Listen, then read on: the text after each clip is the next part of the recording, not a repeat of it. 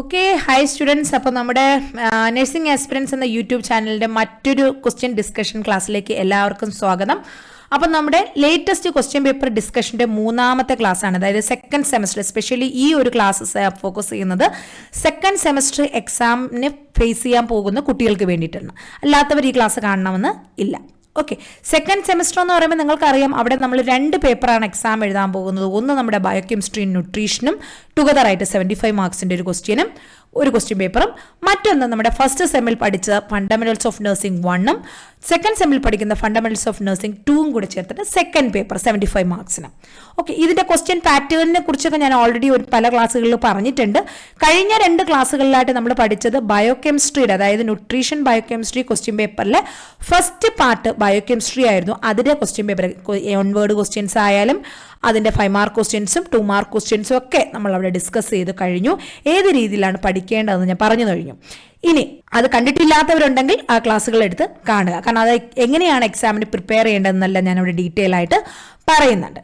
ഇന്ന് നമ്മൾ സ്റ്റാർട്ട് ചെയ്യാൻ പോകുന്നത് ന്യൂട്രീഷനാണ്. അതായത് നമ്മുടെ ബയോകെമിസ്ട്രി ന്യൂട്രീഷൻ പേപ്പറിന്റെ 2ാമത്തെ പാർട്ട്, ബി പാർട്ട് ക്വസ്റ്റ്യൻ ആണ്. ന്യൂട്രീഷനിൽ എങ്ങനെയാണ് നമുക്കറിയാം, ഈ ഒരു ക്വസ്റ്റ്യൻ പേപ്പറിലെ 10 മാർക്ക് ക്വസ്റ്റ്യൻ വരുന്നത് ന്യൂട്രീഷനിലാണ്, ബയോകെമിസ്ട്രിയിൽ അല്ല. ഓക്കെ, അപ്പോൾ ലേറ്റസ്റ്റ് ആയിട്ട് നടന്നൊരു ക്വസ്റ്റ്യൻ പേപ്പർ തന്നെയാണ് ഞാൻ ഇവിടെ ഡിസ്കസ് ചെയ്യുന്നത്. എന്താണ് വളരെ ഇമ്പോർട്ടൻ്റ് ആണ് നമ്മുടെ ഈ ഒരു ക്വസ്റ്റ്യൻ പേപ്പറിന്റെ ഡിസ്കഷൻ. പഴയ ക്വസ്റ്റ്യൻ പേപ്പേഴ്സുകൾ നമ്മൾ എപ്പോഴും സിലബസ് ബേസ്ഡ് ആയിട്ട് നമ്മൾ പഠിക്കുന്നതിനൊപ്പം നമ്മൾ പഴയ ക്വസ്റ്റ്യൻ പേപ്പേഴ്സ് നമ്മളൊന്ന് അതിലുള്ള ക്വസ്റ്റ്യൻസ് എല്ലാം ഒന്ന് തറവായിട്ട് ഒന്ന് കവർ ചെയ്യുകയും വേണം നമ്മൾ. അപ്പോഴാണ് നന്നായിട്ടൊന്ന് എക്സാമിനൊന്ന് വെൽ പ്രിപ്പയർഡ് ആകുന്നത്. ഓക്കെ, അപ്പോൾ അതുപോലെ തന്നെ നിങ്ങൾക്ക് എല്ലാവർക്കും അറിയാം, നമ്മുടെ സെക്കൻഡ് സെമസ്റ്ററിന്റെ ക്രാഷ് കോഴ്സ് നമ്മൾ ജൂൺ 15 സ്റ്റാർട്ട് ചെയ്ത ക്രാഷ് കോഴ്സ് സക്സസ്ഫുള്ളി മുന്നോട്ട് പോയിക്കൊണ്ടിരിക്കുകയാണ്. ഇനി കുറച്ച് പോർഷൻസ് കൂടെ ഉണ്ട്. അത് നമ്മൾ സെപ്റ്റംബർ 15 മുന്നേ തന്നെ കംപ്ലീറ്റ് ആയിട്ട് എടുത്തു തീർക്കുന്നതായിരിക്കും. ഇനി മറ്റൊരു കാര്യം കൂടെ ഞാൻ ഈ ഒരു അവസരത്തിൽ നിങ്ങളെ അറിയിക്കാൻ താല്പര്യപ്പെടുന്നു. നിങ്ങളുടെ കോളേജസിലൊക്കെ നിങ്ങൾക്ക് ഈ ഒരു വിവരം കിട്ടിക്കഴിഞ്ഞിട്ടുണ്ടാവും. കേരള യൂണിവേഴ്സിറ്റിക്കാർക്കായാലും രാജീവ് ഗാന്ധി യൂണിവേഴ്സിറ്റിക്കാർക്കായാലും ഒക്കെ നിങ്ങൾക്ക് എക്സാം അടുത്തു വരികയാണ്. അതായത് ഏകദേശം ഒക്ടോബർ ലാസ്റ്റോടുകൂടി നിങ്ങൾക്ക് എക്സാം ഉണ്ടാകും എന്നുള്ളൊരു അറിവാണ് കിട്ടുന്നത്. അപ്പോൾ എന്തായാലും ഈ ഒരു നെക്സ്റ്റ് മന്ത്, അതായത് ഈ ഒരു 10-15 ദിവസത്തിനകത്ത് വെച്ച് എന്തായാലും എക്സാം ഡേറ്റ് അവർ പബ്ലിഷ് ചെയ്യും. We will wait. എന്ന് തന്നെ ആയാലും നിങ്ങൾ അറിഞ്ഞിരിക്കേണ്ട ഒരു കാര്യം, എക്സാം ഡേറ്റ് പബ്ലിഷ് ചെയ്ത് കഴിഞ്ഞാൽ നിങ്ങൾക്ക് 1 മാസത്തിനുള്ളിൽ 10-25 ദിവസത്തിനകത്ത് വെച്ച് എക്സാം ഉണ്ടാകും. പക്ഷേ ഈ ഒരു ഷോർട്ട് ടൈം ഒരിക്കലും ഇനഫ് അല്ല നമുക്ക് ഇത്രയും ചാപ്റ്റേഴ്സ് പഠിച്ചു തീർക്കാൻ വേണ്ടി. എത്രത്തോളം നിങ്ങൾ സിലബസിൽ തറവാണെന്ന് എനിക്കറിയത്തില്ല. എന്നാൽ പോലും ഞാനൊന്ന് പറയാം, നമ്മുടെ ഫണ്ടമെന്റൽസും ബയോകെമിസ്ട്രിയും ന്യൂട്രീഷനും കൂടി നിങ്ങൾക്ക് ടോട്ടലി 52 യൂണിറ്റുകളാണ് പഠിക്കാനുള്ളത്. ഈ 52 യൂണിറ്റ് എന്ന് പറയുന്നത് 52 കടലുകൾ തന്നെയാണ്. ഒരുപാട് കാര്യങ്ങൾ നിങ്ങൾക്ക് അതിനകത്ത് പഠിക്കാനുണ്ട്. അപ്പോൾ അതിനെക്കുറിച്ചൊക്കെ ഞാൻ നമ്മുടെ ക്രാഷ് കോഴ്സിന്റെ ഇൻട്രൊഡക്ഷൻ വീഡിയോസിലൊക്കെ ഞാനത് പറഞ്ഞിട്ടുണ്ട്. ഇനി മറ്റൊരു കാര്യം, നമ്മുടെ കുട്ടികളെല്ലാവരും ഒരു ചാപ്റ്റർ ബേസ് ആയിട്ട് പഠിച്ചു വരികയാണ്. ഇനി നിങ്ങളിൽ ആരെങ്കിലും നമ്മുടെ ക്രാഷ് കോഴ്സിൽ ഇല്ലാത്തതോ നിങ്ങളോ നിങ്ങളുടെ കൂട്ടുകാരോ പഠിക്കാൻ നല്ല ക്ലാസ്സുകൾക്ക് വേണ്ടിയിട്ട് കാത്തിരിക്കുന്നതോ അന്വേഷിച്ച് നടക്കുന്നവരോ ആയിട്ടുണ്ടെങ്കിൽ, അല്ലെങ്കിൽ ഇനിയും ക്ലാസ്സുകൾ പഠിച്ചു തീർക്കാത്തവർ, സിലബസ് ബേസ്ഡ് ഇനിയും പഠിച്ചു തുടങ്ങിയിട്ടില്ലാത്തവരുണ്ടെങ്കിൽ നിങ്ങൾക്ക് ധൈര്യമായിട്ട് നമ്മുടെ ക്രാഷ് കോഴ്സിൽ ഇനിയും ജോയിൻ ചെയ്യാം. ഇതുവരെ എടുത്ത എല്ലാ ക്ലാസ്സുകളും, ഇതുവരെ എടുത്ത 10-40 മണിക്കൂറിൽ കൂടുതലുള്ള ക്ലാസ്സുകളും നോട്ട്സും ഡീറ്റെയിൽ എക്സ്പ്ലനേഷൻ വീഡിയോ ക്ലാസ്സുകളും ചാപ്റ്റർ ബേസ്ഡ് ആയിട്ടുള്ള നോട്ട്സുകളും ഇമ്പോർട്ടൻറ്റ് ക്വസ്റ്റ്യൻസും നിങ്ങൾക്ക് ഇന്ന് തന്നെ നിങ്ങൾ ജോയിൻ ചെയ്യുന്ന ആ സമയത്ത് തന്നെ ഷെയർ തരുന്നതായിരിക്കും. ഒപ്പം കണ്ടിന്യൂ ചെയ്യുന്ന തുടർന്നുള്ള ക്ലാസ്സുകൾ നിങ്ങൾക്ക് അപ്പോഴപ്പോഴേ ലഭിക്കുന്നതുമായിരിക്കും. നിങ്ങൾക്ക് വേണമെങ്കിൽ 3 മാസത്തെ ക്രാഷ് കോഴ്സിന് ജോയിൻ ചെയ്യാവുന്നത് ആണ്. പക്ഷേ എനിക്കൊരു റിക്വസ്റ്റ് ഉള്ളത്, ആരെങ്കിലും ക്ലാസ്സിന് ജോയിൻ ചെയ്യാൻ താല്പര്യമുള്ളവർ എത്രയും പെട്ടെന്ന് തന്നെ ജോയിൻ ചെയ്യുക. അവസാന 5 ദിവസം 10 ദിവസം കിടക്കുന്ന സമയത്തൊന്നും ജോയിൻ ചെയ്ത് കഴിഞ്ഞാൽ നിങ്ങൾക്ക് ഇത്രയും ഇലാബറേറ്റഡ് ആയിട്ടുള്ള ഡീപ്പായിട്ടുള്ള ക്ലാസ്സുകളൊന്നും പഠിച്ചു തീർക്കാൻ പറ്റത്തില്ല. സോ നിങ്ങളുടെ കൂട്ടുകാരോ ആരെങ്കിലും പഠിക്കാൻ സെക്കൻഡ് സെം എക്സാം ഫേസ് ചെയ്യാൻ പോകുന്നവരാണെങ്കിൽ എത്രയും പെട്ടെന്ന് നമ്മുടെ ക്രാഷ് കോഴ്സിന് ജോയിൻ ചെയ്യുക. 3 മന്ത്സിന്റെ കോഴ്സിന്റെ ഫീസും കൂടെ ഞാൻ പറയാം. കംപ്ലീറ്റ് ഫണ്ടമെന്റൽസ് 1ഉം 2ഉം ബയോകെമിസ്ട്രിയും ന്യൂട്രീഷനും കൂടെ കംപ്ലീറ്റ് ക്ലാസ്സുകൾ നിങ്ങൾക്ക് ലഭിക്കുന്നതിനും നോട്ട്സ് ലഭിക്കുന്നതിനും കൂടി വളരെ ചെറിയൊരു തുകയാണ് നമ്മൾ ഈടാക്കുന്നത്. 3 മാസത്തെ കോഴ്സിന് 1499 ആണ്.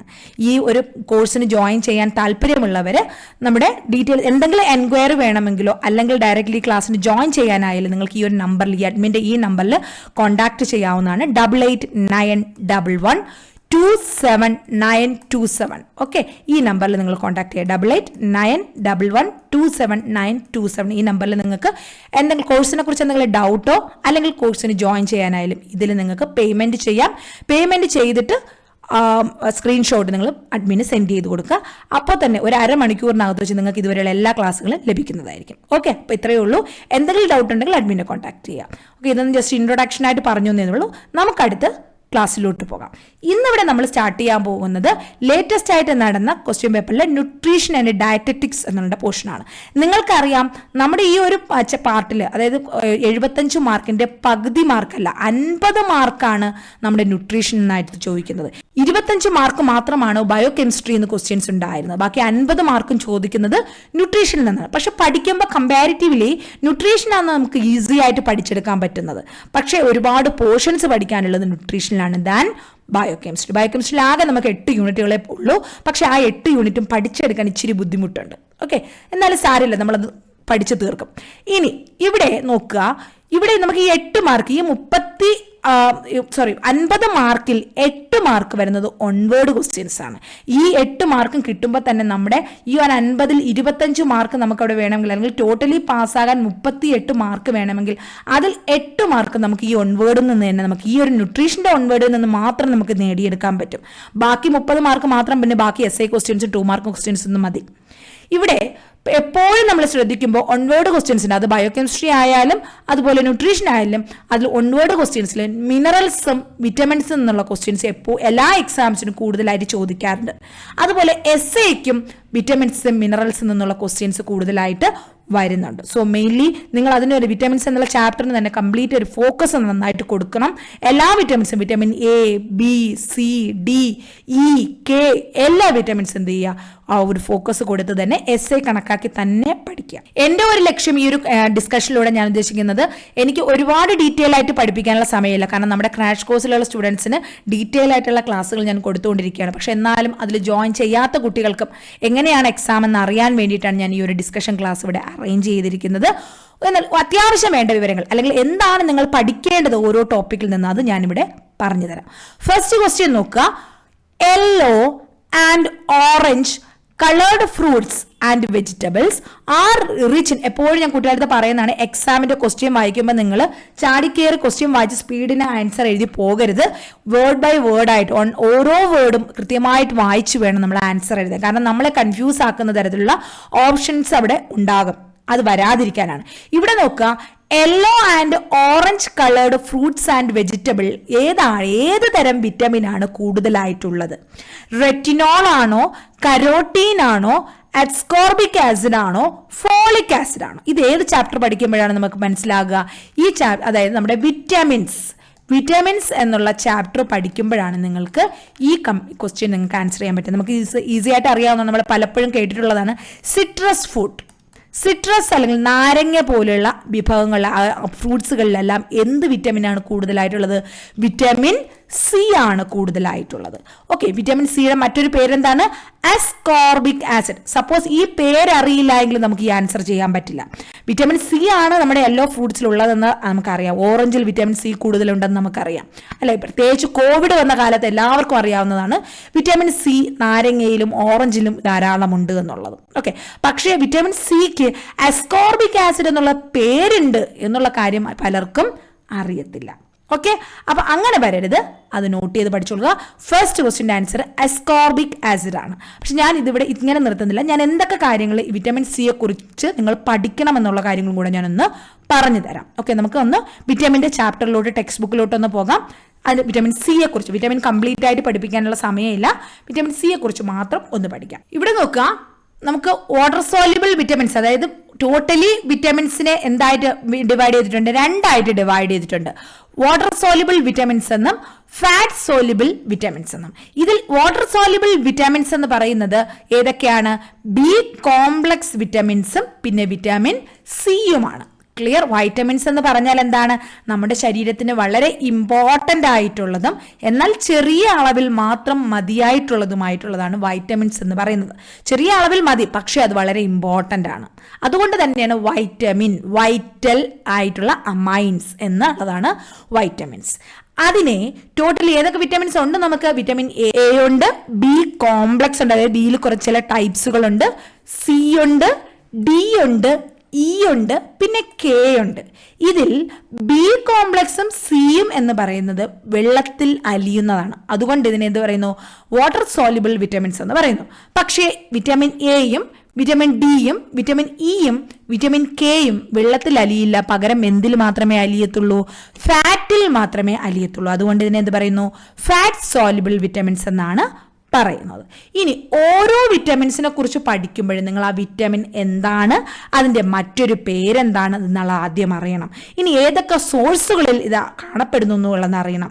ഇനി ഏതൊക്കെ ഡയറ്ററി സോഴ്സസ് ഏതൊക്കെയാണെന്നുള്ളത് അറിയണം. അതിൻ്റെ ഡോസേജ് എത്ര അളവാണ് വേണ്ടതെന്ന് അറിയണം. പിന്നെ ഇതിൻ്റെ അബ്സോർപ്ഷൻ ഫങ്ഷൻസ് വളരെ ഇമ്പോർട്ടൻ്റ് ആണ്. ഓരോ വിറ്റമിൻസിൻ്റെയും ഫങ്ഷൻസ്, വിറ്റമിൻ സിയുടെ ഫങ്ഷൻസ് എന്തൊക്കെയാണെന്ന് ഇവിടെ കൊടുത്തിട്ടുണ്ട്. അതുപോലെ ഓരോ വിറ്റമിൻസിൻ്റെയും ഫങ്ഷൻസ് എന്തൊക്കെയാണെന്ന് അറിയുക. ഇനി സപ്പോസ് നമ്മൾ കഴിക്കുമ്പോൾ ഈ വിറ്റമിൻസ് എങ്ങനെയാണ് നമ്മുടെ ശരീരത്തിൽ അബ്സോർപ്ഷനും എവിടെയാണ് അത് സ്റ്റോർ ചെയ്യുന്നത് എന്നുള്ള കാര്യങ്ങൾ അറിയുക. അതിനുശേഷം മറ്റൊരു കാര്യം അറിയേണ്ടത്, മെയിനായിട്ട് ക്വസ്റ്റ്യൻസ് വരുന്ന ഏരിയയാണ് ഡെഫിഷ്യൻസി ഡിസോർഡേഴ്സ്. അതായത് നമ്മൾ വിറ്റമിൻ സി ഏതിലുണ്ടെന്നറിഞ്ഞു, വിറ്റമിൻ സി എന്താണെന്നറിഞ്ഞു, ഏതൊക്കെ ആഹാരം കഴിച്ചാൽ നമുക്കത് കിട്ടുമെന്നറിഞ്ഞു, എത്ര അളവിന് നമുക്ക് വേണമെന്നറിഞ്ഞു. ഇനി നമ്മൾ കഴിക്കുമ്പോൾ അത് എങ്ങനെയാണ് നമ്മുടെ ശരീരത്തിൽ അബ്സോർപ്ഷൻ നടക്കുന്നത്, എവിടെയാണ് സ്റ്റോർ ചെയ്യുന്നതൊക്കെ പഠിച്ചു. ഇനി അതിൻ്റെ വിറ്റമിൻ സിയുടെ ഫങ്ഷൻസും നമ്മൾ പഠിച്ചു. സപ്പോസ് അടുത്ത പാർട്ട് എന്ന് പറയുന്നത് എന്താണ്? ഈ വിറ്റമിൻ സി നമ്മൾ കഴിക്കുന്ന ആഹാരത്തിൽ ആവശ്യത്തിന് ഇല്ല എങ്കിൽ, വിറ്റമിൻ സി മാത്രമല്ല ഏത് വിറ്റമിൻ ആയാലും, ആ ഓരോ വിറ്റമിൻ്റെ ഡെഫിഷ്യൻസി വന്നാൽ, കുറവ് വന്നാൽ ഉണ്ടാകുന്ന ഡിസീസസ് വളരെ ഇമ്പോർട്ടൻ്റ് ആണ്. പല ക്വസ്റ്റ്യൻസിനും, അതായത് 1 വേർഡ് ക്വസ്റ്റ്യൻസ് ആകാം, 2 മാർക്ക് ക്വസ്റ്റ്യൻസ് ആകാം, 5 മാർക്ക് ക്വസ്റ്റ്യൻസ് ആകാം. വേണമെങ്കിൽ വിറ്റമിൻ ആ ഒരു ടൈപ്പ് ഓഫ് വിറ്റമിൻ മാത്രമായിട്ട് 10 മാർക്ക് ക്വസ്റ്റ്യൻസിനും എക്സാമിന് ചോദിക്കാവുന്നതാണ്. ഈ രീതിക്ക് തന്നെ നിങ്ങൾ ഡീറ്റെയിൽ ആയിട്ട് പഠിക്കുക. ഇവിടെ ഞാൻ വിറ്റമിൻ സി ഒന്ന് നിങ്ങൾക്ക് എക്സ്പ്ലെയിൻ ചെയ്തു തരാം. ബാക്കിയുള്ളത് ഞാൻ എക്സ്പ്ലെയിൻ ചെയ്യുന്നില്ല, കേട്ടിരിക്കുക. Vitamin C, one type of water soluble vitamins. അതിന് മറ്റൊരു പേരാണ് ascorbic acid. വിറ്റമിൻ സി എന്ന് മാത്രം പഠിച്ചാൽ പോരാ, ascorbic acid എന്നും കൂടി പഠിക്കുക. Chemical name for vitamin C is ascorbic acid. It was discovered in 1747 by British physician Lind and demonstrated that citrus fruit juices prevented and cured scurvy എന്ന് പറയുന്ന ഒരു ഡിസോർഡറാണ്, ഒരു ഡിസീസാണ്. ആ ഡിസീസ് ട്രീറ്റ് ചെയ്യാനുള്ള കഴിവ് ആർക്കുണ്ടെന്ന് മനസ്സിലാക്കി. സിട്രസ് ഫ്രൂട്ട് ജ്യൂസസിനുണ്ടെന്ന് മനസ്സിലാക്കി. അതായത് നമ്മുടെ നാരങ്ങയുടെ ഇനങ്ങളിലുള്ള നാരങ്ങ ഇനങ്ങളിലുള്ള ഫ്രൂട്ട് ജ്യൂസസിനെ സ്കർവിയെ ട്രീറ്റ് ചെയ്യാൻ പറ്റുമെന്ന് കണ്ടുപിടിച്ചു. 1747 ഇത് കണ്ടുപിടിച്ചു. അപ്പോൾ അതിൽ നിന്ന് എന്താ മനസ്സിലായി? സ്കർവി എന്ന് പറയുന്ന രോഗം ഉണ്ടാകുന്നത് വിറ്റമിൻ സിയുടെ ഡെഫിഷ്യൻസി ഉള്ളതുകൊണ്ടും, എന്നാൽ അത് ട്രീറ്റ് ചെയ്യാൻ സിട്രസ് ഫ്രൂട്ടിന്റെ ജ്യൂസിന് സാധിക്കുമെന്നും അന്ന് ആ ഒരു ബ്രിട്ടീഷ് ഫിസിഷ്യൻ കണ്ടുപിടിച്ചു. ഓക്കെ, അതിൻ്റെ അർത്ഥം എന്താണ്? ഈ സിട്രസ് ഫ്രൂട്ടിനകത്ത് വിറ്റമിൻ സി ധാരാളമായിട്ട് കാണപ്പെടുന്നു. Clear? ascorbic acid is sensitive to heat. അതിന്റെ പ്രത്യേകതകളാണ് പറയുന്നത്. ഓർത്താൽ എഴുതാം, ഇല്ലെങ്കിൽ വേണ്ട. ascorbic acid, ആദ്യം ഒരു ഇൻട്രൊഡക്ഷൻ എന്തായാലും വിറ്റമിനെ കുറിച്ച് എഴുതണം. നമ്മളിവിടെ പറഞ്ഞു വിറ്റമിൻ സി എന്ന് പറയുന്ന വാട്ടർ സോല്യുബിൾ വിറ്റമിൻ ആണ്. അതിന്റെ മറ്റൊരു പേര് ascorbic acid ആണ്. ഇത് സിട്രിക് ഫ്രൂട്ട് ജ്യൂസസിലാണ് ആദ്യമായിട്ട് കാണപ്പെടുന്നത്. ഇതെങ്ങനെയാണ് ആദ്യം കണ്ടുപിടിച്ചതെന്ന് പറഞ്ഞാൽ, സ്കർവി എന്ന് പറയുന്ന vitamin C deficiency disorder treat ചെയ്യാനുള്ള കഴിവ് ഈ ജ്യൂസിനുണ്ടെന്ന് തെളിയിച്ചു. ആര്? ബ്രിട്ടീഷ് ഫിസിഷ്യൻ ലിൻഡ് തെളിയിച്ച് അത് ഡെമോൺസ്ട്രേറ്റ് ചെയ്യുകയും ചെയ്തു. ഇനി ascorbic ആസിഡിന്റെ പ്രത്യേകതകളാണ് പറയുന്നത്. ഇത് എന്താണ്? ഹീറ്റിനും ലൈറ്റിനും ഓക്സിജനും സെൻസിറ്റീവ് ആണെന്നും, ഒപ്പം കോപ്പറുമായിട്ടും അയണുമായിട്ടും ടിന്നുമായിട്ടും ഇന്ററാക്ട് ചെയ്യുമെന്നും മനസ്സിലായി. നമ്മൾ ഈ നാരങ്ങയുടെ പുളിനീര്, നമ്മൾ ഈ വീട്ടിലൊക്കെ കത്തിയിൽ നാരങ്ങയുടെ നീരോ പുരണ്ടിരുന്ന് കഴിഞ്ഞാൽ എന്ത് ചെയ്യുക? കത്തി അവിടെ തുരുമ്പെടുക്കും. അതെന്തുകൊണ്ടാണ്? അവിടെ അയണുമായിട്ട് അത് ഇന്ററാക്ട് ചെയ്യുന്നതുകൊണ്ടാണ്. സോ അതാണ് അവിടെ ഈ ഒരു പ്രത്യേകത ഇവിടെ പറയുന്നത്. ചൂടുമായിട്ടും വെളിച്ചത്തിനോടും ഓക്സിജനോടും കോപ്പറിനോടും അയണിനോടും ടിന്നിനോടും എന്ത് ചെയ്യുന്നു? ascorbic ആസിഡ് റിയാക്ട് ചെയ്യുന്നു. അതിന്റെ പ്രത്യേകതകൾ അവിടെ പറഞ്ഞിട്ടുണ്ട്. അത്രയും ഒരുപാട് ഡീറ്റെയിൽസിലോട്ടൊന്നും പോയില്ലെങ്കിൽ അടുത്ത നമുക്ക് exposure to low pH value enhances its stability while high pH is deleterious. അതായത് pH കുറയുമ്പോൾ ഈ വിറ്റമിൻ സി സ്റ്റേബിൾ ആയിട്ടിരിക്കുകയും pH കൂടുമ്പോൾ അത് നശിക്കുന്നതിന് കാരണമാവുകയും ചെയ്യുന്നു. ഇനി ഈ വിറ്റമിൻ സി ഏതെല്ലാം ആഹാരങ്ങൾ, നമ്മുടെ ഒരു മെയിൻ ഫോക്കസ് എന്ന് പറയുന്ന ആഹാരത്തിന്റെ കാര്യമാണ്. കാരണം നമ്മൾ പഠിക്കുന്നത് നഴ്സിംഗ് ആണ്. നമുക്കവിടെ പ്രധാനം പറയുന്നത് പേഷ്യൻസിന് വിറ്റമിൻ സിയുടെ ആവശ്യത്തെക്കുറിച്ചാണ്. ഏതൊക്കെ ആഹാരത്തിൽ കൊടുക്കുമ്പോൾ നമുക്ക് വിറ്റമിൻ സി പേഷ്യൻസിന് പ്രൊവൈഡ് ചെയ്യാൻ പറ്റുമെന്നുള്ള കാര്യങ്ങളാണ്. അപ്പോൾ ഇവിടെ നോക്കുക, recommended daily allowances, dietary allowances. അപ്പോൾ അതിൽ ഫസ്റ്റ് ഡയറ്ററി സോഴ്സസ്, ഏതിലൊക്കെയാണ് ഈ ഒരു വിറ്റമിൻ സി ഉള്ളത്? Fruits and vegetables are the main sources of vitamin C. Amla, drumstick leaves, cashew fruit, agadi, cabbage, bitter gourd, citrus fruit like oranges, grapes, fruits like lemon and limes, berries, melon, pineapple, guava, pear, banana, apple, green leafy vegetables, green pepper, tomatoes, ഇതെല്ലാം എന്തിൻ്റെ good sources ആണ്? Vitamin സിയുടെ good sources ആണ്. എന്നാൽ നമ്മുടെ ധാന്യങ്ങൾ, സെറിയൽസും പൾസസും എന്ന് പറയുന്ന അതിനകത്ത് എന്താണ്? വിറ്റമിൻ സി വളരെ കുറവ് മാത്രം കാണപ്പെടുന്നതാണ്. അപ്പോൾ ഇവിടെ തന്നെ നമ്മുടെ ഫസ്റ്റ് ക്വസ്റ്റ്യൻ്റെ ആൻസർ കിട്ടി. സിട്രസ് ഫ്രൂട്ട് അല്ലെങ്കിൽ യെല്ലോ കളർ ഫ്രൂട്ട്, എന്തുണ്ട്? ഫ്രൂട്ടും വെജിറ്റബിൾസിനകത്ത് വിറ്റമിൻ സി കാണപ്പെടുന്നു. ഇനി നമുക്ക് ഡയറ്ററി സോഴ്സസ് കഴിഞ്ഞാൽ ഇവിടെ നമുക്ക് ഓരോ ആൾക്കാർക്കും ഉള്ള എത്ര വിറ്റമിൻ സി ഡെയിലി വേണമെന്നുള്ളതിനെ കുറിച്ചാണ് കൊടുത്തിരിക്കുന്നത്. ഈ ഒരു ചാർട്ടിനകത്ത് നമുക്ക് സെറിയൽസിനകത്ത് എത്ര വിറ്റമിൻ സി ഉണ്ട്? 0 ആണ്. പൾസസ് ലെഗൂംസിലാണെങ്കിൽ 0 to 3 ഉണ്ട്. ലീഫി വെജിറ്റബിൾസ് ആണെങ്കിൽ കുറച്ചുകൂടി ധാരാളം അവിടെ കാണുന്നു. റൂട്ട്സും ട്യൂബറിലും വളരെ കുറവാണ്. പിന്നെ ഫ്രൂട്ട്സിനകത്താണ് ഒരുപാട് നന്നായിട്ട് അളവിൽ കാണപ്പെടുന്നത്, അല്ലേ? മിൽക്കിലൊക്കെ വളരെ കുറവാണ്. ഇനി ഈ ഒരു വിറ്റമിൻ സിയുടെ സോഴ്സസ്, റിച്ച് സോഴ്സ് ഏതാണ്, ഗുഡ് സോഴ്സ് ഏതാണ്, പുവർ സോഴ്സസ് ഏതാണെന്ന് കൊടുത്തിട്ടുണ്ട്. ഇപ്പം തന്നെ നിങ്ങൾക്ക് അത് മനസ്സിലായി കാണും. അടുത്ത നമ്മുടെ ഇമ്പോർട്ടൻ്റ് പാർട്ടാണ് വിറ്റമിൻ സിയുടെ ഫങ്ഷൻസ്. ഇപ്പം ഞാനിവിടെ പറയുന്ന ഈ രീതിക്ക് നിങ്ങൾ എല്ലാ വിറ്റമിൻസും പഠിക്കണം. അതിന് വേണ്ടിയിട്ടാണ്. എല്ലാ വിറ്റമിൻസും എനിക്ക് എക്സ്പ്ലെയിൻ ചെയ്തു തരാനുള്ള സമയമില്ല. Vitamin C is needed for growth, healthy body tissue, wound repair and for efficient immune system. Some specific functions are the following. അതായത് നമ്മുടെ ശരീരത്തിൻ്റെ പ്രതിരോധ ശക്തിക്കും, നമ്മുടെ ശരീരത്തിൽ ഒരു മുറിവുണ്ടായാൽ അത് ഉണങ്ങുന്നതിനും, അത് വൂണ്ട് റിപ്പയർ ചെയ്യുന്നതിനും, ഹെൽത്തി ബോഡി, നമ്മുടെ തിളങ്ങുന്ന ശരീരം, ബ്യൂട്ടി പാർലറിലൊക്കെ പോയി കാശ് ഒരുപാട് ചിലവാക്കുന്നവരൊക്കെ ഓർക്കുക, നാരങ്ങയുടെ നീരടങ്ങിയ ആഹാരങ്ങളൊക്കെ നമ്മൾ ഒരുപാട് വാങ്ങിക്കഴിച്ചു കഴിഞ്ഞാൽ തന്നെ നമ്മുടെ മുഖമൊക്കെ സ്കിന്നും ഒക്കെ നന്നായിട്ട് തിളങ്ങും. കാരണം അതിനകത്ത് വിറ്റമിൻ സി ഒരുപാട് ഉണ്ട്. അതുപോലെ നമുക്ക് പ്രതിരോധ ശക്തി കൂടാൻ വേണ്ടിയിട്ട് വിറ്റമിൻ സി റെഗുലറായിട്ട് അതുള്ള ആഹാരങ്ങൾ കൂടുതലായിട്ട് കഴിക്കുക. നമ്മുടെ ശാരീരികമായിട്ടുള്ള നോർമൽ വളർച്ചയ്ക്ക് നമുക്ക് വിറ്റമിൻ സി അധികമായിട്ട് വേണം. ഓക്കെ, നെക്സ്റ്റ് അതിൻ്റെ ഓരോ സ്പെസിഫിക് ആയിട്ടുള്ള ഫങ്ഷൻസ് ഇവിടെ മെൻഷൻ ചെയ്തിരിക്കുന്നു. Ascorbic acid is essential for the formation of cement substances and collagen. അതായത് നമ്മുടെ ശരീരത്തിലെ പ്രോട്ടീനും കണക്റ്റീവ് ടിഷ്യൂസ് ഒക്കെ ചേർന്ന് നമ്മുടെ ശരീരത്തിൽ എല്ല്, പല്ല്, ഇതുപോലെ ഉറച്ച ഭാഗങ്ങളെല്ലാം കൊളാജനും സിമെന്റ് സബ്സ്റ്റൻസസും ഒക്കെ ഫോം ചെയ്യുന്നതിന് നമുക്ക് എന്ത് വേണം? വിറ്റമിൻ സി വേണം. അതുപോലെ പ്രോട്ടീനിൽ നോൺ എസെൻഷ്യൽ അമിനോ ആസിഡ്സ്, നമ്മൾ അമിനോ ആസിഡ്സ് പഠിക്കുമ്പോൾ എസെൻഷ്യലും നോൺ എസെൻഷ്യലും പഠിക്കുന്നില്ലേ? അത് ഞാൻ എക്സ്പ്ലെയിൻ ചെയ്തെങ്കിൽ ഒരു വേണമല്ലോ, എന്നാലും ഒന്ന് പറയാം. എസെൻഷ്യൽ എന്ന് പറഞ്ഞാൽ എന്താണ്? നമ്മുടെ ശരീരത്തിൽ നമുക്ക് സിന്തസൈസ് ചെയ്യാൻ പറ്റില്ല, നമ്മൾ കഴിക്കുന്ന ആഹാരത്തിലൂടെ ഉൾപ്പെടുത്തേണ്ട അമിനോ ആസിഡ്സ് ആയാലും ഫാറ്റി ആസിഡ്സ് ആയാലും എസെൻഷ്യൽ എന്ന് പറഞ്ഞാൽ അതാണ് അർത്ഥം. അപ്പോൾ നോൺ എസെൻഷ്യൽ എന്ന് പറഞ്ഞാൽ നമ്മൾ കഴിച്ചില്ലേലും പ്രശ്നമില്ലാത്ത അമിനോ ആസിഡ്സുകൾ, നമ്മുടെ ശരീരത്തിൽ തന്നെ സിന്തസൈസ് ചെയ്യാൻ പറ്റുന്ന അമിനോ ആസിഡ്സുകൾ. പക്ഷേ ഇങ്ങനെ നോൺ എസെൻഷ്യൽ ആയിട്ടുള്ള അമിനോ ആസിഡ്സുകൾ നമ്മുടെ ശരീരത്തിൽ സിന്തസൈസ് ചെയ്യണമെങ്കിൽ ഏത് വിറ്റമിൻ നമുക്ക് വേണം? വിറ്റമിൻ സി നമുക്ക് വേണം. അവിടെയും വിറ്റമിൻ സി ആവശ്യമാണ്. അടുത്ത function, it is required for the absorption of iron as it is reduces ferric to ferrous form which is easily absorbed. നമ്മൾ കഴിക്കുന്ന ആഹാരം, സപ്ലിമെന്റ്സ് ആയിട്ടോ അയൺ അടങ്ങിയ ആഹാരങ്ങൾ ഏതെങ്കിലും ഫ്രൂട്ട്സ് ആയിട്ടോ മറ്റെന്തെങ്കിലും രൂപത്തിൽ നമ്മൾ കഴിച്ചു. ഇത് നമ്മുടെ സ്റ്റൊമക്കിൽ നിന്ന് അടുത്ത ഇൻഡസ്റ്റൈനിൽ എത്തിക്കഴിഞ്ഞാൽ അവിടെ അബ്സോർപ്ഷൻ നടക്കണം. അവിടെ ഈ അയൺ അബ്സോർപ്ഷൻ നടക്കണമെങ്കിൽ ആര് വേണം? നമുക്ക് ഈ അസ്കോർബിക് ആസിഡ് അല്ലെങ്കിൽ വിറ്റമിൻ സി നമുക്ക് വേണം. എന്നാൽ മാത്രമേ ആ ഫെറിക് ഫോമിലുള്ള അയണിനെ ഫെറസ് ഫോമിലാക്കി മാറ്റി അവിടെ അബ്സോർബ് ചെയ്യാൻ പറ്റത്തുള്ളൂ. So it is very essential to have vitamin C. When you are taking iron tablets, you have to take vitamin C also. Then only it will be absorbed in the stomach, or not in the stomach, in the intestines. അതാണ് അടുത്ത function. ഇനി അടുത്ത അടുത്ത function ഇപ്പോൾ തൊട്ട് മുന്നേ പറഞ്ഞതുപോലെ തന്നെ നമ്മുടെ ശരീരത്തിൽ എന്തെങ്കിലും വൂണ്ടുണ്ടായി, മുറിവുകളുണ്ടായി, ആ മുറിവുകൾ നോർമലി അവിടെ ഉണങ്ങണമെങ്കിൽ ഒരു കാലപ്പഴക്കമുണ്ടാവും. അത് കുറെ കൂടെ ഡിലേ ആകാതിരിക്കാൻ വേണ്ടി നമ്മൾ അവിടെ എന്ത് ചെയ്യുക, വിറ്റമിൻ സി കഴിക്കുക. കണക്റ്റീവ് ടിഷ്യൂസ് ഫോം ചെയ്യുന്നതിനും വിറ്റമിൻ സി നമുക്ക് ആവശ്യമാണ്. ഓക്കെ, അതുപോലെ നമ്മുടെ ശരീരത്തിൽ ഫാറ്റി ആസിഡ്സ് എന്ത് ചെയ്യണം, നമുക്ക് ട്രാൻസ്പോർട്ട് ചെയ്യണമെങ്കിൽ, ഒരു ഭാഗത്തു നിന്ന് മറ്റൊരു ഭാഗത്തോട്ട് ഫാറ്റി ആസിഡ്സ് ട്രാൻസ്പോർട്ട് ചെയ്യണമെങ്കിലും വിറ്റമിൻ സി നമുക്ക് വേണം. Vitamin C is essential for the synthesis of norepinephrine, A neuro transmitter. നിങ്ങൾ അനാട്ടമി ആൻഡ് ഫിസിയോളജി പഠിച്ചപ്പോൾ എപ്പിനെഫ്രിനും നോറെപ്പിനെഫ്രിനും ഒക്കെ പഠിച്ചിട്ടുണ്ട്, അഡ്രിനാലിനും നോർ അഡ്രിനാലിനും ഒക്കെ പഠിച്ചിട്ടുണ്ട് അല്ലേ.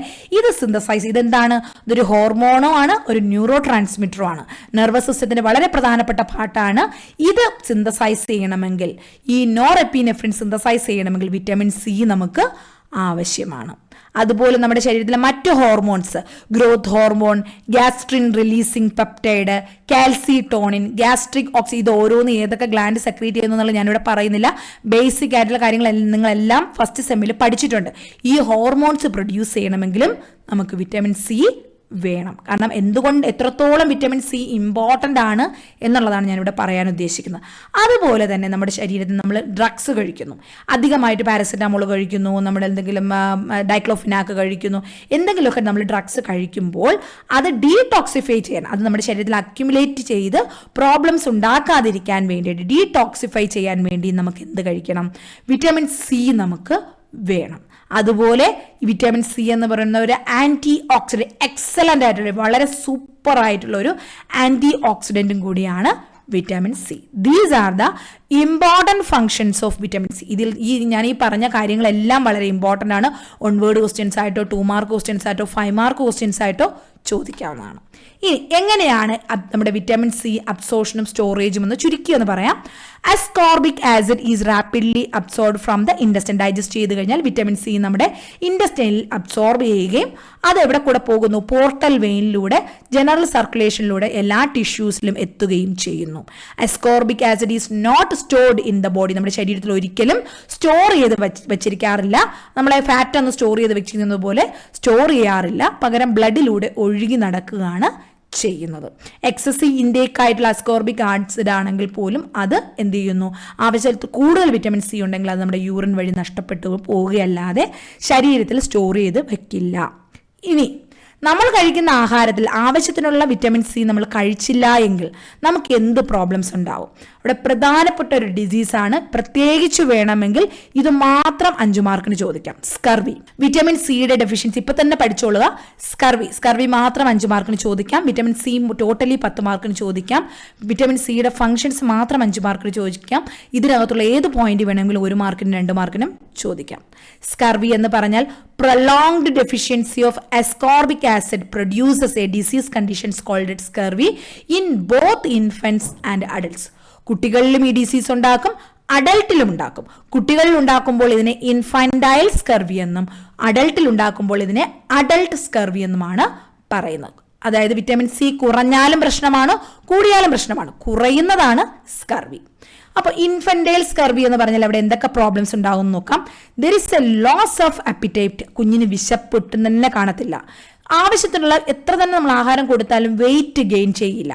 എപ്പോഴും കുഞ്ഞ് ഭയങ്കര ഇറിറ്റബിളും പാലറും അനീമിക്കും ആയിട്ടും ഡിഫക്റ്റീവ് ഗ്രോത്ത് ഓഫ് ബോണും ഒക്കെ ആയിരിക്കും. കുഞ്ഞ് പ്രോപ്പർ ഗ്രോത്ത് അവിടെ ഉണ്ടാകത്തില്ല. അതുപോലെ സ്കിന്നിലെല്ലാം അവിടെ എവിടെയായിട്ട് നമുക്ക് നോക്കിക്കഴിഞ്ഞാൽ ചുവന്ന് തടിച്ച് നടക്കുന്നത് കാണാം. കാരണം അവിടെ ഹെമറേജ് ഉണ്ടാകുന്നു, സ്കിന്നിൽ തന്നെ ചെറിയ ചെറിയ ഹെമറേജ് ഉണ്ടാകുന്നു. അതുപോലെ പല്ല് വളരുന്നതും നോർമലായിട്ട് വളരുന്നില്ല. ഗം അവിടെ നോർമലായിട്ട് ഫോം ചെയ്യുന്നില്ല. ഗംസ് വെള്ളനായിട്ട് മാറുന്നു. അതുപോലെ റിബ്സും എന്തായിട്ട് വളരെ പ്രോമിനൻ്റ് ആയിട്ട് ഒരു പ്രത്യേകതയായിട്ടുള്ളൊരു സ്ട്രക്ചർ, നോർമലി ബോൺ അവിടെ റിബ്സും ഫോം ചെയ്യുന്നില്ല. ഇതുപോലെയുള്ള സിംറ്റംസ് ആണ് നമ്മുടെ infantile scurvy, vitamin C deficiency ഉള്ള കുഞ്ഞുങ്ങൾക്ക് വരുന്നത്. ഇനി അഡൽട്ടിലാണെങ്കിൽ എന്തൊക്കെ പ്രോബ്ലംസ് ആണെന്ന് നോക്കാം. അഡൽട്ടിൽ വിറ്റമിൻ സി കുറഞ്ഞു കഴിഞ്ഞാൽ അഡൽട്ട് സ്കർവി ഉണ്ടാകുന്നു. ജനറലി ഫീവർ, പിന്നെ പെട്ടെന്ന് ഇൻഫെക്ഷൻ ഉണ്ടാകുന്നു. മുറിവുകൾ ഉണ്ടായിക്കഴിഞ്ഞാൽ പെട്ടെന്ന് അത് ഉണങ്ങുന്നില്ല. ഇതുപോലുള്ള പ്രോബ്ലംസ് ഉണ്ടാകും. അതുപോലെ അനീമിയ ഉണ്ടാകും. കാരണം എന്തുകൊണ്ടാണ്? വിറ്റമിൻ സി കുറയുമ്പോൾ നമ്മുടെ ഇൻഡസ്റ്റൈനിൽ നിന്നും അയൺ അബ്സോർബ് ചെയ്യുന്ന അവിടെ കുറയും. അയൺ കുറയുമ്പോൾ ഹീമോഗ്ലോബിൻ്റെ അളവ് കുറയും. അങ്ങനെ വരുമ്പോൾ എന്ത് ചെയ്യും? അനീമിയ ഡെവലപ്പ് ചെയ്യും. ഇതുപോലെ തന്നെ എന്ത് ചെയ്യും, ഗംസ് വളരെ സോഫ്റ്റ് ആയിട്ടും ബ്ലീഡിംഗ് ഒക്കെ നമ്മൾ പല്ല് തേക്കുന്ന സമയത്തൊക്കെ, പല്ല് ബ്രഷ് ചെയ്യുന്ന സമയത്തൊക്കെ എന്ത് ചെയ്യും, അവിടെ നിന്ന് ബ്ലീഡിംഗ് ഉണ്ടാവും. ആ ബ്ലീഡിംഗ് ഉള്ള ആൾക്കാരോട് നമ്മൾ ഡോക്ടേഴ്സിൻ്റെ അടുത്ത് പോയി കഴിഞ്ഞാൽ അവർ പറയും വിറ്റമിൻ സി ടാബ്ലറ്റ്സ് എടുക്കാൻ പറയും. കാരണം നമ്മുടെ ഗംസ് വളരെ സോഫ്റ്റ് ആണ്. അതുകൊണ്ടാണ് വളരെ സോഫ്റ്റ് ആയിട്ടുള്ള ബ്രഷ് ഇട്ട് നമ്മൾ ബ്രഷ് ചെയ്താലും ബ്ലീഡിംഗ് ഉണ്ടാവുന്നത്. അപ്പോൾ അത് തടയാൻ വേണ്ടിയിട്ട് നമുക്ക് എന്ത് ചെയ്യാം, വിറ്റമിൻ സി എടുക്കാം. നാച്ചുറലി അതവിടെ റിപ്പയർ ചെയ്തുകൊണ്ടേ ഇരിക്കും. അതുപോലെ ബ്ലഡ് വെസൽസ് ഫ്രജൈൽ വളരെ സോഫ്റ്റും ആയി മാറുന്നു. ശരീരത്തിൽ എന്താ കൊളാജൻ ഒന്നും പ്രോപ്പറായിട്ട് ഡെവലപ്പ് ചെയ്യുന്നില്ല. ജോയിൻസുകളെല്ലാം വളരെ വീർത്ത് സ്വെല്ലിംഗ് ആയി മാറുന്നു. സ്കിന്ന് വളരെ റഫും ഡ്രൈയുമായി മാറുന്നു. അതുപോലെ സ്കിന്നുകളിലൊക്കെ ഹെമറേജും ഒക്കെ, അതുപോലെ മുടി നമ്മുടെ ഹെയർ ഫോളിക്കിൾ ഉണ്ടല്ലോ, ആ ഭാഗങ്ങളിലെല്ലാം ചെറിയ ചെറുതായിട്ട് നമുക്ക് ഹെമറേജ് ബ്ലീഡിംഗ് ഉള്ളതായിട്ടും കാണാൻ പറ്റും. ഇതൊക്കെ അഡൾട്ട് സ്കർവിയുടെ സിംറ്റംസ് ആണ്. ഇനി വിറ്റമിൻ സി കുറഞ്ഞാൽ മാത്രമല്ല പ്രോബ്ലം ഉള്ളത്, വിറ്റമിൻ സി കൂടിയാലും പ്രശ്നമാണ്. വിറ്റമിൻ സി കൂടുന്നതിന് എന്ത് പറയുന്നു, ഹൈപ്പർ വിറ്റമിനോസിസ് എന്ന് പറയുന്നു. Too much vitamin C can result is A sensitive irritable stomach, നമുക്ക് വയറിനൊരു അസ്വസ്ഥതയും മൗത്ത് അൾസർ ഉണ്ടാകുന്നതിനും കാരണമാകുന്നു. അതുപോലെ നമ്മുടെ ആർട്ടറീസിലൊക്കെ വളരെ വളരെ ഒരുപാട് നീണ്ട സമയത്ത് നമുക്ക് വിറ്റമിൻ സി കൂടുതലായിട്ട് നിന്ന് കഴിഞ്ഞാൽ നമ്മുടെ അത് ഹാർട്ട് ഡിസീസസ് പോലെയുള്ള കോംപ്ലിക്കേഷൻസ് ഉണ്ടാക്കാൻ ചാൻസ് ഉണ്ട്. ഇത്രയുമാണ് വിറ്റമിൻ സി. ഈ ഒരു രീതിയിലാണ് നിങ്ങൾ ഓരോ വിറ്റമിൻസ്, വളരെ ഇമ്പോർട്ടൻ്റ് ആണ്, ഞാൻ അതുകൊണ്ടാണ് ഓരോന്നും എടുത്ത് പറയുന്നത് കേട്ടോ. ഏത് വിറ്റമിൻ ചോദിച്ചാലും ഈ രീതിയിൽ നിങ്ങൾ എഴുതാൻ ഡീറ്റെയിൽസ് പഠിച്ചു വെക്കും. ഓക്കെ, ഇനി നമുക്ക് ഇവിടെ ഫസ്റ്റ് ക്വസ്റ്റിന്റെ ആൻസർ കിട്ടി, നമുക്ക് ഓപ്ഷൻ സി ആണ്. ഓക്കെ, അപ്പൊ ഈ ഒരു പോയിന്റിൽ നിന്ന് തന്നെ നമ്മൾ ഉദ്ദേശിച്ചത് ഏത് കാര്യമാണ്, വിറ്റാമിൻ സി ആയിരുന്നു, അത് പഠിച്ചു. ഓക്കെ, ഇനി അടുത്ത് ഇവിടെ ബാക്കിയുള്ള 2 ഓപ്ഷനും കൂടെ പോവുകയാണെങ്കിൽ ഇനി വിറ്റാമിൻ എ, പിന്നെ മിനറൽസിൽ പോണം, പിന്നെ മിനറൽസും വിറ്റമിൻസും കംപ്ലീറ്റ് ആയിട്ട് പഠിക്കേണ്ടി വരും. ഇനി അടുത്ത ക്വസ്റ്റ്യൻ നോക്കാം. നെക്സ്റ്റ് ഉള്ളത്, ഇത് ഫസ്റ്റ് ക്വസ്റ്റ്യൻ വിറ്റമിൻ എന്ന് ചോദിച്ചെങ്കിൽ നെക്സ്റ്റ് ക്വസ്റ്റ്യൻ ചോദിക്കുന്നത് മിനറൽസ് എന്നാണ്. The mineral which is essential for the formation of haemoglobin. വളരെ ഈസി ആയിട്ടുള്ള ക്വസ്റ്റ്യൻ ആണ്. വേറെ കണ്ടന്റ് ഒന്നും അറിയത്തില്ലെങ്കിലും നമുക്കിവിടെ ആൻസർ ചെയ്യാൻ പറ്റും. മിനറൽ, ഇതിൽ ഏത് മിനറലാണ് ഹീമോഗ്ലോബിൻ ഫോം ചെയ്യുന്നതിന് വേണ്ടത്? ഹീം എന്ന് പറഞ്ഞാൽ തന്നെ, ഗ്ലോബിൻ എന്ന് പറഞ്ഞാൽ പ്രോട്ടീൻ എന്നും ഹീം എന്ന് പറഞ്ഞാൽ അയൺ ആണെന്നും എല്ലാവർക്കും അറിയാവുന്നതാണ്. നമ്മളിത് പണ്ട് സ്കൂളിൽ 8ാം ക്ലാസ് മുതൽ പഠിച്ചു തുടങ്ങിയതാണ് അല്ലേ. അപ്പൊ ഇവിടുത്തെ option iodine, calcium, iron, sodium. ഇപ്പൊ തന്നെ ആൻസർ കിട്ടി, അയൺ. ഓപ്ഷൻ സി അയൺ ആണ് നമ്മുടെ ഹീമോഗ്ലോബിന്റെ ഫോർമേഷന് വേണ്ടത്. നെക്സ്റ്റ് വൺ, അപ്പൊ ഇവിടെ ഞാൻ ഈ ഒരു പോയിന്റ് ഞാനിവിടെ എക്സ്പ്ലെയിൻ ചെയ്യുന്നില്ല, എന്നാൽ പോലും നിങ്ങൾ ഓർത്തിരിക്കുക, മിനറൽസ് എക്സാമിന് 10 മാർക്കിന്റെ ടോപ്പിക് ആയിട്ടൊന്നും ക്വസ്റ്റ്യൻ വരത്തില്ല. പകരം 5 മാർക്കിന് എല്ലാ മിനറൽസും നിങ്ങൾ നോക്കി വെച്ചേക്കണം. ഞാൻ അടുത്ത ഏതൊരു ക്വസ്റ്റ്യൻ വരുമ്പോഴത്തേക്ക്, അങ്ങോട്ടുള്ള ഏതൊരു ക്വസ്റ്റ്യൻ വരുമ്പോഴത്തേക്ക് മിനറൽസിന്റെ എക്സ്പ്ലനേഷൻ ഞാൻ തരുന്നുണ്ട്. ആ സമയത്ത് നിങ്ങൾക്ക് കൂടുതൽ ഡീറ്റെയിൽസ് കിട്ടും. ഇനി അടുത്ത ക്വസ്റ്റ്യൻ നോക്കാം, മൂന്നാമത്തത്. All are macronutrients. Macronutrients and micronutrients എന്താണ് അവ തമ്മിലുള്ള വ്യത്യാസം? ന്യൂട്രിയൻസ് എന്ന് പറഞ്ഞാൽ നമ്മുടെ ശരീരത്തിന് നോർമൽ ഗ്രോത്തിനും മെയിൻ്റനൻസിനും ഡെഫിഷ്യൻസിയൊക്കെ തടയാനും വേണ്ടിയിട്ടുള്ള പദാർത്ഥങ്ങൾ, സബ്സ്റ്റൻസസ്, അതിനെയാണ് നമ്മൾ ന്യൂട്രിയൻസ് എന്ന് പറയുന്നത്. അതിൽ ഈ ന്യൂട്രിയൻസിൽ തന്നെ അത് പല ടൈപ്പ് ഉണ്ട്. അതിൽ തന്നെ വലിയ അളവിൽ ക്വാണ്ടിറ്റി കൂടുതലായിട്ട് വേണ്ട ന്യൂട്രിയൻസിനെ മാക്രോ ന്യൂട്രിയൻസ് എന്നും, എന്നാൽ വളരെ ചെറിയ ക്വാണ്ടിറ്റി മതിയെന്നുള്ള ന്യൂട്രിയൻസിനെ മൈക്രോ ന്യൂട്രിയൻസ് എന്നും പറയും. ഇനി നിങ്ങളൊന്ന് നോക്കിയേ, ഇതിലേതായിരിക്കും മാക്രോ ന്യൂട്രിയൻസ് മാക്രോ ന്യൂട്രിയൻസ് അല്ലാത്തത്? അതിന്റെ അർത്ഥം ഇതിലേതാണ് മൈക്രോ ന്യൂട്രിയൻ്റ് എന്നാണ് ചോദിച്ചിരിക്കുന്നത്. കാർബോഹൈഡ്രേറ്റ് 1 പിടിയോ 2 പിടിയോ മതിയോ? പോരാ, നമുക്ക് 3 നേരം മിനിമം കാർബോഹൈഡ്രേറ്റ് അടങ്ങിയ ആഹാരങ്ങൾ കഴിക്കണം. പ്രോട്ടീൻ 10 ഗ്രാമോ 5 ഗ്രാമോ മതിയോ? ഇല്ല, മിനിമം 40 ഗ്രാമെങ്കിലും വേണം. ഫാറ്റ് അതും വേണം 40 ഗ്രാം. പക്ഷേ വിറ്റമിൻസ് മാത്രം നമുക്ക് വളരെ ചെറിയ അളവിൽ മതി. അപ്പോൾ ഇതിൽ തന്നെ ആൻസർ ഏതെന്ന് കിട്ടി നിങ്ങൾക്ക്? ഇതിൽ മൈക്രോ ന്യൂട്രിയൻസ് വിറ്റമിൻസ് ആണ്. സോ ഇതിൽ answer correct option D, vitamins. Okay, ഇതും എക്സ്പ്ലനേഷൻ ഉണ്ട്, ഞാനിപ്പോൾ പറഞ്ഞു. എല്ലാ വിറ്റമിൻസും ഡീറ്റെയിൽ ആയിട്ട് പഠിക്കണം. ഇനി next question, the formula for body mass index, അതായത് BMI, നമ്മുടെ എനർജി കാൽക്കുലേറ്റ് ചെയ്യുന്നത്. ഓക്കെ, ഓരോരുത്തരുടെയും ബോഡി മാസ് ഇൻഡെക്സ്, അതായത് നിങ്ങൾ ഓവർ വെയിറ്റ് ആണോ, അണ്ടർ ന്യൂട്രീഷൻ ആണോ, നോർമൽ ന്യൂട്രീഷൻ ആണോ, ഒബീസ് ആണോ എന്നറിയാൻ വേണ്ടി നമ്മുടെ BMI നമ്മളെപ്പോഴും കാൽക്കുലേറ്റ് ചെയ്യും. എങ്ങനെയാണ് BMI കാൽക്കുലേറ്റ് ചെയ്യുന്നത്? ഈ ഒരു ഫോർമുല മാത്രം നിങ്ങൾ അറിഞ്ഞാൽ മതി. ഫോർമുല ഇവിടെ തന്നിരിക്കുന്നത് option A, height by weight, weight by height, weight by height in metre square, weight in kg by height in metre square, height in metre square by weight in kg. നമുക്ക് ഇത് രണ്ടും confusion വരത്തില്ല, ഇത് രണ്ടുമാണ് confusion വരുന്നത്. പേടിക്കേണ്ട, correct option C ആണ്. തെറ്റിപ്പോകരുത്. kg BMIയുടെ യൂണിറ്റ് വരുന്നത് kg ബാർ മീറ്റർ സ്ക്വയർ എന്നാണ്. kg ബാർ മീറ്റർ സ്ക്വയർ, അതായത് weight by height in metre square. Weight kg ആയിരിക്കണം, ഹൈറ്റ് മീറ്റർ സ്ക്വയർ ആയിരിക്കണം. അവിടെ BMIയുടെ കാൽക്കുലേഷൻ അതിൻ്റെ യൂണിറ്റ് എന്ന് പറയുന്നത് kg പെർ മീറ്റർ സ്ക്വയർ എന്നാണ്. നമുക്ക് അതിനൊരു ചാർട്ട് ഉണ്ട്, നിങ്ങൾക്ക് ഇമ്പോർട്ടൻ്റ് ആണ്, ഞാൻ അതൊന്ന് പറഞ്ഞു തരാം. Body mass index. Body mass index അത് മാത്രം അങ്ങനെ വേണമെങ്കിലും ചിലപ്പോൾ ചോദിക്കാം. നമുക്ക് BMI എന്ന് പറഞ്ഞാൽ 5 മാർക്കിന് ചോദിച്ചാൽ എന്ത് എഴുതണമെന്ന് ഇന്നും കുട്ടികൾക്ക് പലർക്കും അറിയത്തില്ല. ഓർക്കേണ്ടത് ഇത്ര മാത്രമേ ഉള്ളൂ. BMI എന്ന് ചോദിച്ചാൽ 5 മാർക്കിൽ, സപ്പോസ് 2 മാർക്കിനാണ് നമുക്ക് ഈസി ആയിട്ട് എഴുതാം, ഫോർമുല എഴുതി അതൊന്ന് ജസ്റ്റ് എക്സ്പ്ലെയിൻ ചെയ്യുമ്പോൾ നമുക്ക് അവിടെ തീരും, കണ്ടന്റ് തീരും. പക്ഷെ 5 മാർക്കിന് ചിലപ്പോൾ വളരെ റെയർ ആയിട്ട് 5 മാർക്കിന് ഇതുപോലെ അധികം കണ്ടന്റ് ഇല്ലാത്ത പോർഷൻസ് എടുത്ത് ചോദിക്കാറുണ്ട്. കാരണം അതിന്റെ ഇമ്പോർട്ടൻസ് ആണ് അവിടെ ഒരു ഉദ്ദേശിക്കുന്നത്. ബോഡി മാസ് ഇൻഡെക്സ് എന്ന് പറഞ്ഞാൽ BMI അതിന്റെ full form. It's a value derived from the mass, that means weight and height of a individual. അതായത് നമുക്ക് അവിടെ രണ്ട് പാരാമീറ്റേഴ്സ് ആണ് പ്രധാനമായിട്ടും നമുക്ക് അവിടെ അറിഞ്ഞിരിക്കേണ്ടത്. ഓരോ വ്യക്തിയുടെയും വെയിറ്റും ഹൈറ്റും. BMI is defined as the body mass divided by the square of the body height and is universally expressed in units of kg per meter square. ഈ ഒരു യൂണിറ്റ് അറിയാമെങ്കിൽ തന്നെ നിങ്ങൾക്ക് ഫോർമുല തെറ്റത്തില്ല. Weight in kg by height in metre square.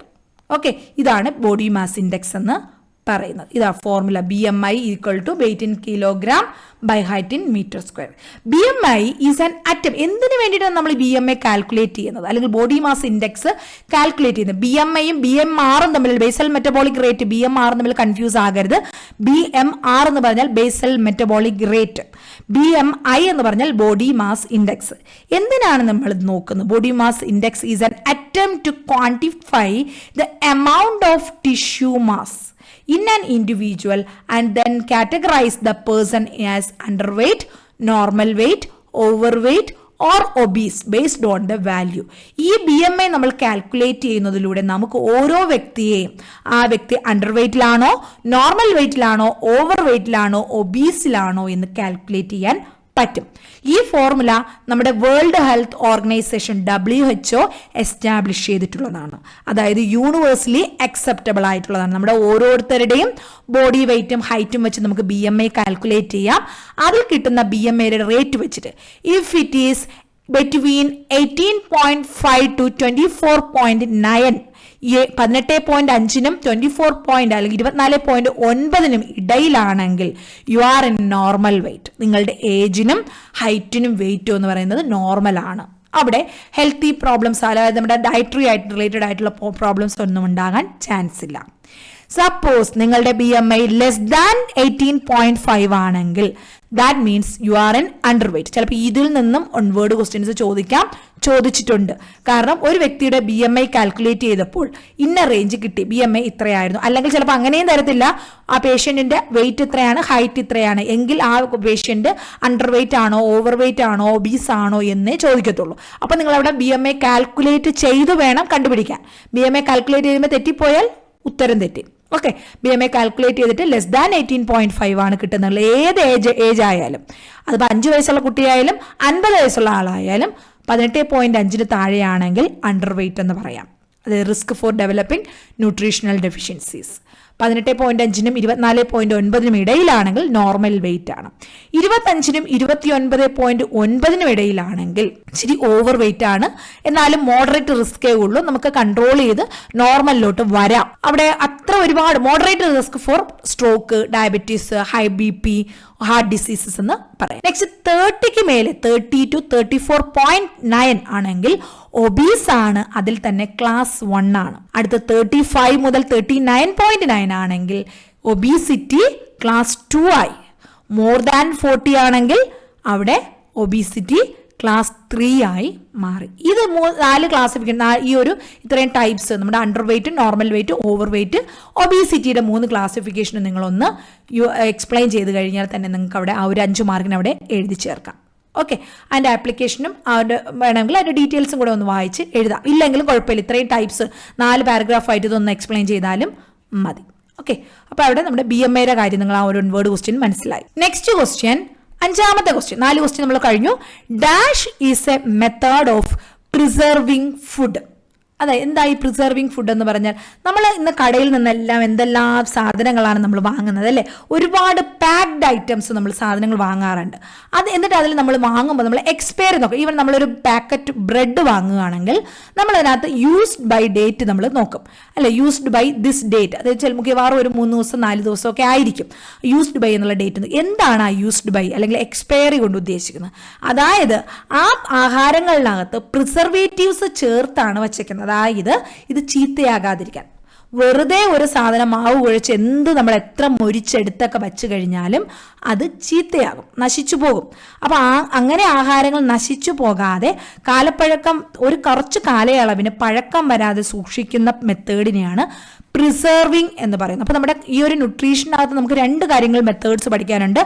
ഒന്ന്, cooking methods പഠിക്കാനുണ്ട്. ഏതൊക്കെ രീതിയിലാണ് ആഹാരം കുക്ക് ചെയ്യുന്നത്, ന്യൂട്രിയൻസ് നഷ്ടപ്പെടാതെ നമുക്ക് എങ്ങനെയൊക്കെ കുക്ക് ചെയ്യാം, മെത്തേഡ് ഓഫ് കുക്കിംഗ് പഠിക്കുക. രണ്ടാമത്തത് പ്രിസർവേഷൻ്റെ മെത്തേഡുകൾ, എങ്ങനെയൊക്കെ നമുക്ക് ആഹാരങ്ങൾ അത് കുറച്ച് കാലത്തേക്ക് സൂക്ഷിക്കാം. ഒരുപാട് മെത്തേഡുകളുണ്ട് കേട്ടോ. അതിൽ ഓരോന്നും നിങ്ങൾ പഠിക്കണം. ചിലപ്പോൾ 10 മാർക്കിൻ്റെ എസ്സേക്കും ചോദിക്കാൻ പറ്റുന്ന ഒരു ഏരിയയാണ്. ഇവിടെ തന്നിരിക്കുന്നത് ഇതിൽ ഏത് മെത്തേഡാണ്, ഇതിൽ എന്താണ് പ്രിസർവേഷൻ മെത്തേഡ് എന്നാണ് ചോദിച്ചിരിക്കുന്നത്. First on baking. ബേക്കിംഗ് എന്ന് പറയുന്നത് നമ്മൾ കേക്കൊക്കെ ഉണ്ടാക്കുന്ന മെത്തേഡാണ്, അത് സൂക്ഷിക്കാൻ വേണ്ടിയിട്ടുള്ളതല്ല. സോ അത് കുക്കിംഗ് മെത്തേഡാണ്. സ്റ്റീമിങ്, നമ്മൾ വീട്ടിലെല്ലാം സ്റ്റീമിങ് ചെയ്യാറുണ്ട് അല്ലേ? നമ്മൾ ആവിയിൽ പുട്ടവിക്കാറുണ്ട്, ഇഡലി ഉണ്ടാക്കാറുണ്ട്, ഇതൊക്കെ സ്റ്റീമിംഗ് ആണ്, അത് കുക്കിംഗ് മെത്തേഡാണ്.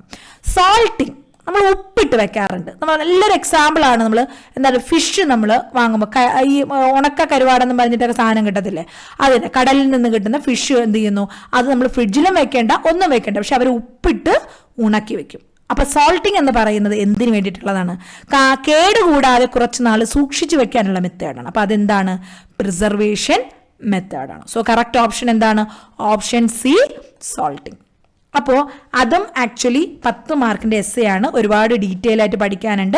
ഇനി അത് ഞാനിവിടെ എക്സ്പ്ലെയിൻ ചെയ്തുകൊണ്ടിരുന്ന ബാക്കി ക്വസ്റ്റ്യൻസ് ഇവിടെ തീരത്തില്ല. അപ്പം നമുക്ക് വേണമെങ്കിൽ ഞാൻ ഹെഡിങ്സ് ഒന്ന് വായിച്ച് പറഞ്ഞു തരാം. ഓക്കെ, അപ്പോൾ മെത്തേഡ് ഓഫ് പ്രിസർവേഷൻ എന്ന് പറയുമ്പോൾ പല മെത്തേഡുകളുണ്ട്. ഒന്ന്, നമുക്ക് ടെമ്പറേച്ചർ യൂസ് ചെയ്തിട്ടുള്ള ഒരു മെത്തേഡ് പ്രിസർവേഷൻ. അത് മെയിൻ ആയിട്ടുള്ള മെത്തേഡാണ് ടെമ്പറേച്ചർ. ലോ ടെമ്പറേച്ചർ ഉണ്ട്, ഹൈ ടെമ്പറേച്ചറും ഉണ്ട്. അതിൽ ആദ്യത്തേത് ലോ ടെമ്പറേച്ചർ. അതിൽ തന്നെ 3 ലെവലുണ്ട്. അതായത് ഏകദേശം ഒരു 15 ഡിഗ്രിക്ക് ഉള്ളിലുള്ള ടെമ്പറേച്ചർ. പിന്നെ അടുത്തുള്ള റെഫ്രിജറേറ്റർ ആണ് 0 to 5 ഡിഗ്രി. അത് കഴിഞ്ഞിട്ടുള്ളത് 18 -18 to -40 ഡിഗ്രി സെൽഷ്യസിൽ വെക്കുന്നത്. അങ്ങനെ 3 മെത്തേഡിൽ ഓരോ ടൈപ്പിലുള്ള ആഹാരങ്ങൾ ഓരോ മെത്തേഡിൽ ലോ ടെമ്പറേച്ചറിൽ പ്രിസർവ് ചെയ്യാറുണ്ട്.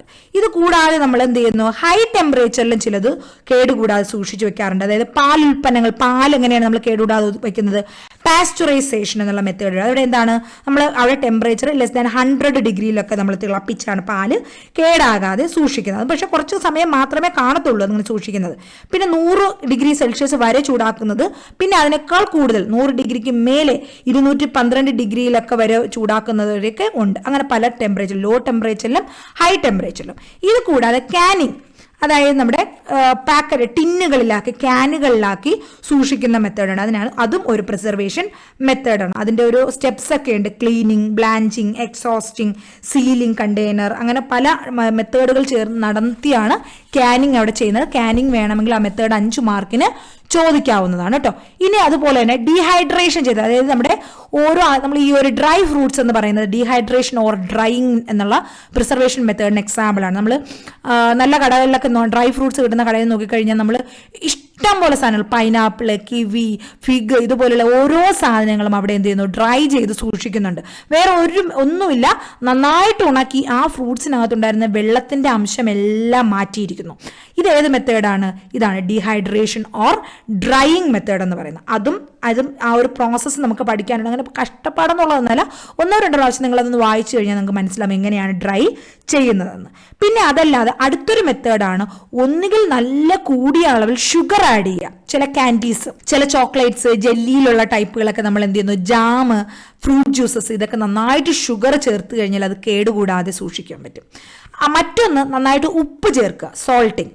അത് എക്സാമ്പിളാണ് അച്ചാറുകൾ, പിക്ലിംഗ് എന്ന് പറയുന്നത്. അതിനകത്ത് നമ്മൾ ഉപ്പ് നന്നായിട്ട് ചേർക്കുമ്പോൾ അത് പെട്ടെന്നൊന്നും ചീത്തയാകത്തില്ല. ഇനി ഇതല്ലെങ്കിൽ മറ്റൊന്നാണ് കെമിക്കൽസ് ചേർക്കുക. എന്തെങ്കിലും ഇതുപോലെയുള്ള ഫുഡിൽ ചേർക്കാൻ പറ്റിയ പ്രിസർവേറ്റീവ്സ് ഉണ്ട്, കെമിക്കൽസ് ആയിട്ടുള്ള. നമുക്കത് ശരീരത്തിന് ഒരുപക്ഷെ അത്ര നല്ലതല്ലായിരിക്കും, എന്നാൽ പോലും അധികം സൈഡ് എഫക്ട്സ് ഇല്ലാത്ത ചില പ്രിസർവേറ്റീവ്സ് നമ്മൾ ആഡ് ചെയ്ത് സൂക്ഷിക്കുന്നു. അതൊന്ന്, അത് കെമിക്കൽ പ്രിസർവേറ്റീവ്സ്. ഇനി അതല്ലാതെ വളരെ റെയറായിട്ട് യൂസ് ചെയ്യുന്ന മറ്റൊരു പ്രിസർവേറ്റീവ് മെത്തേഡാണ് റേഡിയേഷൻ മെത്തേഡ്. ചില ആഹാര സാധനങ്ങൾ എന്ത് ചെയ്യണം, അതിലുള്ള മൈക്രോ ഓർഗാനിസത്തിനെല്ലാം കംപ്ലീറ്റ് ആയിട്ട് നശിപ്പിക്കാൻ വേണ്ടി അതിൽ റേഡിയേഷൻ വളരെ കോസ്റ്റ്ലി ആണ്. Still some places they are using radiation preservative method also. ഇങ്ങനെ പല മെത്തേഡുണ്ട്. ഇത് കംപ്ലീറ്റ് ആയിട്ട് വേണമെങ്കിൽ ഒരുമിച്ച് വേണമെങ്കിൽ 10 മാർക്കിൻ്റെ എസ്സേ ചോദിക്കാം. കാരണം ന്യൂട്രീഷനിലാണ് നമുക്ക് 10 മാർക്കിൻ്റെ എസ്സേ കിട്ടുന്നത്. ഓക്കെ, ഇനി നെക്സ്റ്റ് ക്വസ്റ്റ്യൻ നോക്കാം. ഇപ്പോൾ ഒരു ഐഡിയ കിട്ടിയെന്ന് വിചാരിക്കുന്നു കേട്ടോ നിങ്ങൾക്ക്. ഇതെന്താണ് പഠിക്കേണ്ടതെന്ന് ഇതുവരെ പഠിച്ചിട്ടില്ലാത്തവർക്കെല്ലാം എങ്ങനെയാണ് പഠിക്കേണ്ടത്, എന്തൊക്കെ പഠിക്കാനുണ്ട് എന്നുള്ളൊരു ചിന്ത. ഇതൊക്കെ പഠിക്കാൻ ചില കുട്ടികളുണ്ടാവും, ഇതൊക്കെ കേൾക്കുമ്പോൾ ദൈവം ഇതൊക്കെ ഉണ്ടായിരുന്നോ, ഇതൊക്കെ എവിടെ പഠിക്കാനുള്ളതെന്ന് ചിന്തിക്കുന്നവരുണ്ടാവും. സാരമില്ല, അപ്പോൾ അതൊക്കെ പഠിച്ചാൽ മതി. ഇനി പഠിച്ചു തുടങ്ങിയാലും നിങ്ങൾക്ക് സിസ്റ്റമാറ്റിക് ആയിട്ട് പഠിച്ചു കഴിഞ്ഞാൽ കംപ്ലീറ്റ് സിലബസ് നന്നായിട്ട് പഠിച്ച് നല്ല മാർക്കോടെ പഠിച്ച് പാസ്സാകാൻ നിങ്ങൾക്ക് പറ്റും. അതിനുള്ള സമയം ധാരാളം ഉണ്ട്, പക്ഷെ ഇനിയും ലേറ്റ് ആകരുത്. ഓക്കെ, ഇനി അടുത്ത ക്വസ്റ്റ്യൻ നോക്കുക. 6th question, that is which of the following vitamin is soluble in fat? ആ ക്വസ്റ്റ്യൻ്റെ അർത്ഥം എന്താണ്? അതായത് ഫാറ്റ് സോലിബിൾ വിറ്റമിൻ ഏത് എന്ന് തന്നെയാണ്. വെള്ളത്തിൽ അലിയുന്നത് ബി കോംപ്ലക്സും വിറ്റമിൻ സിയുമാണെന്ന് ഞാൻ നേരത്തെ ആദ്യത്തെ ക്വസ്റ്റ്യനിൽ പറഞ്ഞു. എന്നാൽ ഇവിടെ ഫാറ്റിൽ അലിയുന്നത് ഏതായിരിക്കും? ഇവിടെ ആകെ 3 വിറ്റമിനെ പറഞ്ഞിട്ടുള്ളൂ. Vitamin A, C, B. Vitamin C അല്ല, അത് വാട്ടർ സോലിബിൾ ആണ്. വിറ്റമിൻ ബി കോംപ്ലക്സ് അല്ല, അത് വാട്ടർ സോലിബിൾ ആണ്. So correct option A, vitamin A. Vitamin A വളരെ ഇമ്പോർട്ടൻ്റ് ആയിട്ടുള്ള ഒരുപാട് തവണ 10 മാർക്കിൻ്റെ എസ്സേക്ക് ചോദിച്ചിട്ടുള്ളതാണ്. വിറ്റമിൻ എ കംപ്ലീറ്റ് ആയിട്ട്. ഓക്കെ, അത് ഓർത്ത് പഠിക്കുക. നമ്മളിപ്പോൾ സി പഠിച്ചതുപോലെ പഠിക്കണം. ഓക്കെ, ക്രാഷ് കോഴ്സിൽ ഉള്ള കുട്ടികൾക്ക് ഞാനത് ഓരോ വിറ്റമിൻസും ഡീറ്റെയിൽ ആയിട്ട് എടുത്തു തരുന്നുണ്ട്. നെക്സ്റ്റ് ക്വസ്റ്റ്യൻ, ഈ substance needed by the body for growth, energy, repair and maintenance. ഒരു ശരീരത്തിൽ, ഓരോ ശരീരത്തിനും, ഓരോ മനുഷ്യനും, ഓരോ മൃഗത്തിനും അവരുടെ ഗ്രോത്തിനും എനർജിക്കും റിപ്പയറിനും മെയിൻ്റനൻസിനും എല്ലാം വേണ്ട ആ സബ്സ്റ്റൻസിന്റെ പേര് എന്താണ്? Option A nutrient, option B carbohydrate, option C calorie, option D fatty acids. Correct option ഇവിടെ വരുമ്പോൾ എല്ലാവരും എല്ലാം വേണ്ടതാണല്ലോ എന്ന് ചിന്തിക്കും. പക്ഷേ എല്ലാം വേണ്ടതാണ്. അതുകൊണ്ട് തന്നെ കറക്റ്റ് ഓപ്ഷൻ എ ആണ്. അതായത് ന്യൂട്രിയന്റ് എന്നതിന് ആ ഒരു ടേമിന്റെ ഡെഫിനിഷനാണിത്. Nutrient means it is a substance needed by the body for growth, energy, repair and maintenance.